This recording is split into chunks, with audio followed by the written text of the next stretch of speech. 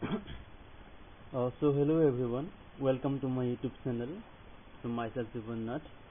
So you know that we are doing a series of video of in Assam history regarding ancient, medieval and modern.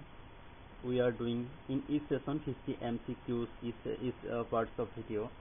So in this video we will also do 50 MCQ of Assam history. So we have already done ancient history of Assam MCQs. Currently we are doing MCQs on medieval history of Assam. So if you follow my series of videos, these MCQs will help you to tackle with those questions that are coming in your upcoming examinations like DSS, DME, DSS, FW, IUS and grade 3 examination and other examinations that are conducted by the Assam government. This MCQ will help you to tackle with those ancient, medieval and modern histories MCQs of Assam. So kindly follow my series of videos. I will provide 50 MCQs of each session. And finally we are absolutely doing minimum 800 MCQs on histories, 800, 900. So follow my series of videos so that you can take a benefit from my videos. Okay, so let's start the video. শৰাইঘাটৰ যুদ্ধ কাৰ কাৰ মাজত হৈছিলে? আহোম আৰু মোগলৰ মাজত শৰাইঘাটৰ যুদ্ধ হৈছিলে। 1871 খ্ৰীষ্টাব্দত শৰাইঘাটৰ মহাযুদ্ধৰ সময়ত আহোমৰ ৰজা কোন আছিলে? ইম্পৰ্টেন্ট, উদয়াদিত্য সিংহ। উদয়াদিত্য সিংহ আছিলে সেই সময়ত যেতিয়া শৰাইঘাটৰ মহাযুদ্ধ চলি আছিলে। সেই সময়ৰ ৰজা আছিলে আহোমসকলৰ ৰজা আছিলে সেই সময়ত উদয়াদিত্য সিংহ। উদয়াদিত্য সিংহৰ প্ৰকৃত নাম কি আছিলে? উদয়াদিত্য সিংহৰ প্ৰকৃত নামটো আছিলে মাজু গোহাঁই। মাজু গোহাঁই আছিলে তেওঁৰ প্ৰকৃত নাম। শৰাইঘাটৰ যুদ্ধত অৰ্থাৎ 1671 খ্ৰীষ্টাব্দত কোনে আহোম সেনাৰ নেতৃত্ব প্ৰদান কৰিছিলে? লাচিত বৰফুকনে। লাচিত বৰফুকনে আহোম সেনাৰ নেতৃত্ব প্ৰদান কৰিছে। He was the commander of Ahom army. Lachit বৰফুকনৰ লগত শৰাইঘাটৰ যুদ্ধত নেতৃত্ব দিয়া দ্বিতীয়জন ব্যক্তি কোন আছিলে? আতন বৰগোহাঁই। আতন বুঢ়াগোহাঁই আছিলে দ্বিতীয়জন ব্যক্তি। কোনজন বুঢ়াগোহাঁয়ে নিজে দুবাৰকৈ আহোম ৰজা হোৱাৰ প্ৰস্তাৱ নাকচ কৰিছিলে? আতন বৰগোহাঁয়ে দুবাৰকৈ ৰজা হোৱাৰ প্ৰস্তাৱ নাকচ কৰিছিলে। শৰাইঘাটৰ যুদ্ধত আহোম সেনাৰ উত্তৰ বিভাগৰ দায়িত্ব কোন আছিলে? আতন বুঢ়াগোহাঁই। উত্তৰ বিভাগৰ। কোন চনত লাচিত বৰফুকনৰ জন্ম হৈছিলে? 1622 চনত। লাচিত বৰফুকনৰ পিতৃ কোন আছিলে? লাচিত বৰফুকনৰ পিতৃ আছিলে মোমাই তামুলী বৰবৰুৱা।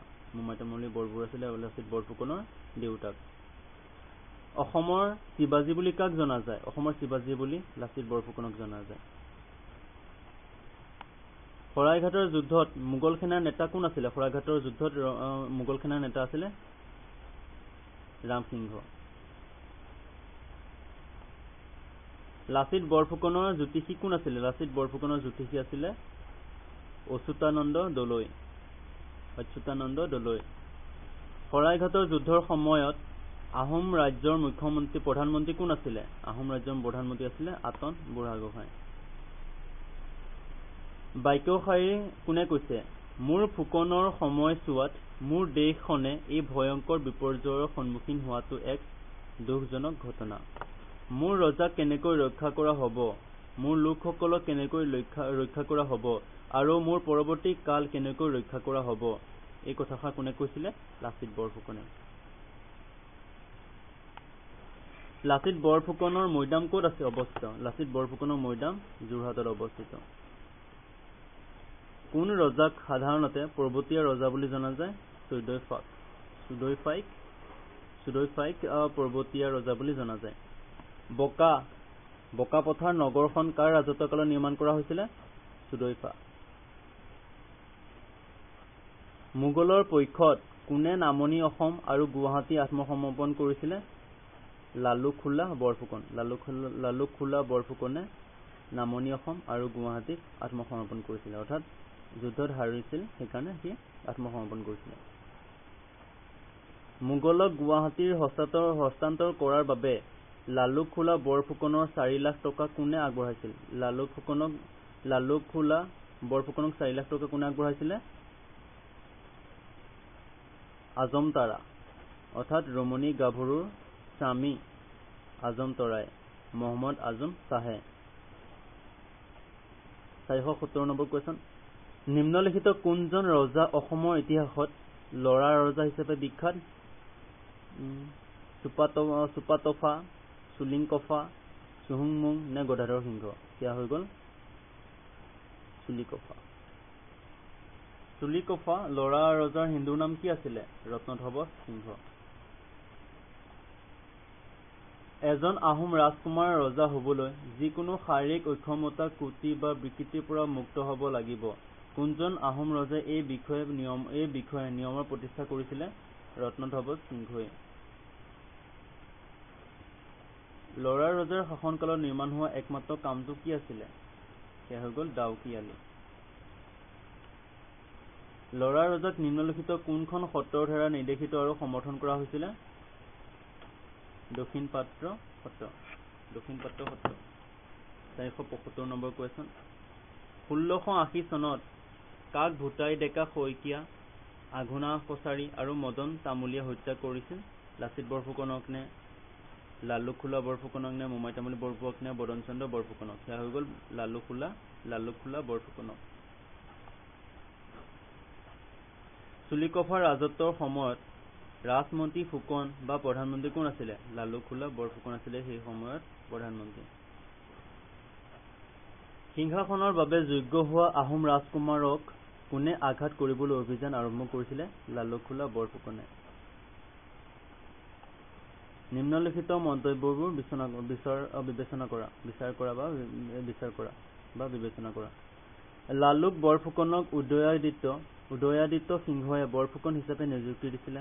শুদ্ধ নে অশুদ্ধ? লালুকখোলা বৰফুকনে তেওঁক আহোম ৰাজ্যৰ ৰজা বনোৱাৰ সময়ত চুলিকফাৰ বয়স আছিল মাত্ৰ 14 বছৰ। শুদ্ধ নে সত্য? শুদ্ধ নে অশুদ্ধ? লৰা ৰজাৰ শাসনকালত সংঘটিত বেছিভাগ অত্যাচাৰ লালুকখোলা বৰফুকনৰ আদেশৰ দ্বাৰা কৰা হৈছিলে। ওপৰত দিয়া কোনটো মন্তব্য শুদ্ধ? 1, 2 আৰু 3 তিনিটাই হৈছে শুদ্ধ উত্তৰ। জয়মতী কুঁৱৰীক কাৰ অনুসৰণকাৰীয়ে অত্যাচাৰ কৰি হত্যা কৰিছিল? চুলিকফা আৰু লালুকখোলা বৰফুকনে। নিম্নলিখিত মন্তব্যবোৰ বিচাৰ কৰা। জয়মতী কুঁৱৰী টাই আহোম ৰাজকুমাৰ গদাপাণিৰ পত্নী আছিলে। জয়মতী কুঁৱৰী টাই আহোম ৰাজকুমাৰ গদাপাণিৰ পত্নী আছিলে। সত্য নে সত্য? চুলিকফাৰ সৈন্যসকলে জয়মতীক জেৰেঙা পথাৰলৈ লৈ আহিছিল আৰু তাইক শাস্তি দিছিল। শুদ্ধ নে অশুদ্ধ?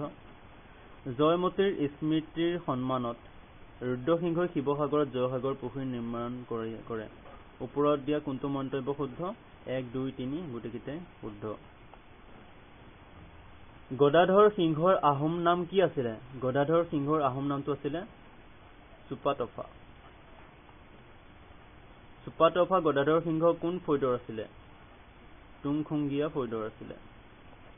নিম্নলিখিত কোনজন আহোম ৰজাই প্ৰথমবাৰৰ বাবে ভূমি পৰিমাপ আঁচনি আৰম্ভ কৰিছিলে? ৰুদ্ৰসিংহই নে প্ৰতাপ সিংহই নে গদাধৰ সিংহই নে চুহুংমুঙে? সেয়া হৈছে গদাধৰ সিংহই। কোনজন আহোম ৰজাই তান্ত্ৰিক উপাসনাৰ বাবে উমানন্দ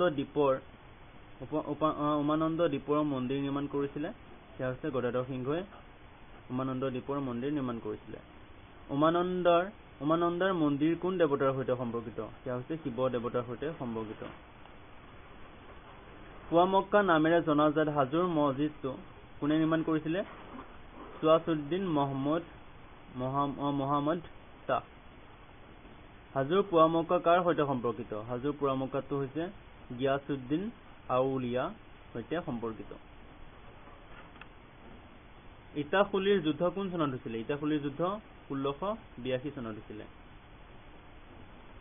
আহোম আৰু মোগলৰ মাজত হোৱা চূড়ান্ত যুদ্ধখনৰ নাম কি? ইটাখুলিৰ ৰণ হৈছে চূড়ান্ত যুদ্ধখনৰ নাম। আহোম আৰু মোগলসকলৰ মাজত হোৱা। আহোম আৰু মোগলসকলৰ মাজত শেষ যুদ্ধ ক'ত সংঘটিত হৈছিলে ইটাখুলিত 1682 চনত ইটাখুলিৰ ৰণৰ সময়ত আহোমৰ ৰজা কোন আছিলে ইটাখুলিৰ ৰণৰ সময়ত আহোমৰ ৰজা আছিলে গদাধৰ সিংহ আছিলে সেই সময়ৰ যুদ্ধ আহোমৰ ৰজা সেই সময়ৰ যুদ্ধৰ আহোমৰ ৰজা আছিলে গদাধৰ সিংহ ইটাখুলিৰ ৰণত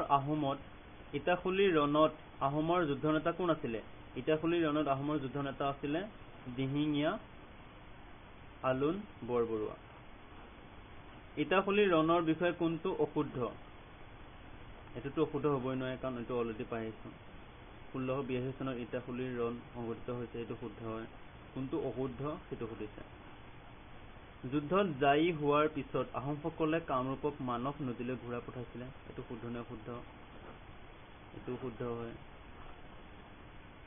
আহোমসকলে 1826 চনত ব্ৰিটিছৰ আগমনলৈকে গুৱাহাটীৰ ওপৰত দৃঢ় ৰাজত্ব স্থাপন কৰিছিলে শুদ্ধ নে অশুদ্ধ মিৰ জুমলা সেই যুদ্ধত মোগলসকলৰ সেনাৰ অধ্যক্ষ আছিলে এটো হৈছে ভুল ঘ নম্বৰটো হৈছে ভুল শুদ্ধটো হ'ল মনুচাৰ খান আৰু আলী আকবৰ ইটাখুলিৰ ৰণত মোগলসকলৰ সেনাধ্যক্ষ আছিলে দুজন আছিলে এজন হৈ গ'ল মনসুৰ খান এজন হ'ল আলী আকবৰ ধুদৰ আলী কোনে নিৰ্মাণ কৰিছিলে ধুদৰ আলী গদাধৰ সিংহই নিৰ্মাণ কৰিছিলে দুইজন আহোম ৰজাক বুঢ়া ৰজা বুলি জনা গৈছিলে এজন আছিল প্ৰতাপ সিংহ আৰু আনজন আছিলে গদাধৰ সিংহ সেই দুজনক বুঢ়া ৰজা বুলি জনা যায় নিম্নলিখিত কোনজন আহোম ৰজাই ধুদৰ আলী নিৰ্মাণৰ বাবে কিছুমান ধুত বা অলস এলেহুৱা লোকক একত্ৰিত কৰিছিলে সেয়া হৈছে গদাধৰ সিংহই একত্ৰিত কৰিছিলে আহোম ৰাজ্যৰ ৰজা হোৱাৰ আগতে কাক লাই কোঁৱৰ বুলি জনা গৈছিলে সেয়া হৈ গ'ল ৰুদ্ৰসিংহক লাই কোঁৱৰ বুলি তেওঁ ৰজা হোৱাৰ আগতে তেওঁক লাই কোঁৱৰ বুলি জনা গৈছিলে লাই কোঁৱৰ খুলাল গোসাঁয়ে নিম্নলিখিত কোনটো অঞ্চল পৰিচালনা কৰিছিলে খুলাল গোসাঁয়ে নগাঁও আৰু চাইদৰ অঞ্চল পৰিচালনা কৰিছিলে নিম্নলিখিত কোনজন আহোম ৰজাই বংগ আক্ৰমণৰ পৰিকল্পনা কৰিছিলে ৰুদ্ৰসিংহই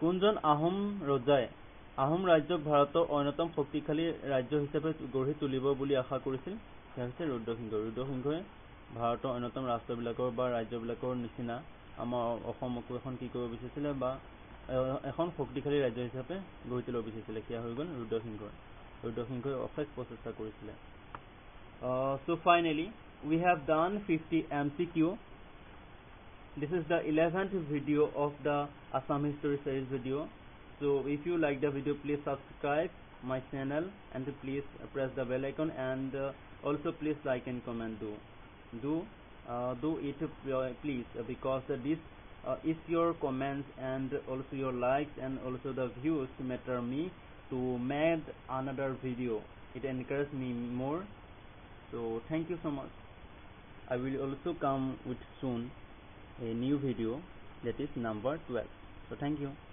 please wait and keep watching